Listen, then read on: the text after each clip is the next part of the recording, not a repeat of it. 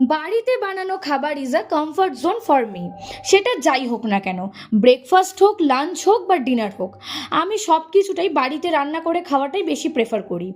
বাইরের অন্য কিছু যদি আনহেলদি কিছুও হয়, যেরকম ধরো রাইস, বিরিয়ানি, হোয়াট এভার, যেগুলো আমরা বেসিক্যালি বাইরে বা রেস্টুরেন্টে খেয়ে থাকি, সেই খাবারগুলো আমি বাড়িতে বানিয়ে খেতে বেশি পছন্দ করি।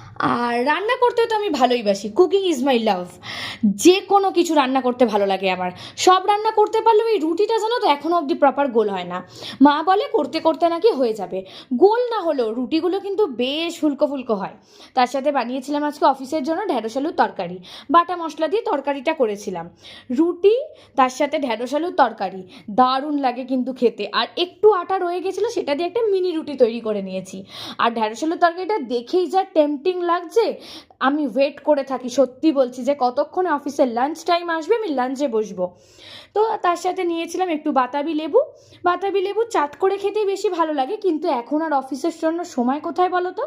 তাই তো এমনি নিয়ে নিলাম, অফিসে গিয়ে একটু বিট নুন ছড়িয়ে খেয়ে নেবো। এবার লাঞ্চ বক্সটা প্যাক করে আমি অফিসে বেরোই। তোমরা জানাও ভিডিওটা কেমন লাগলো। টাটা।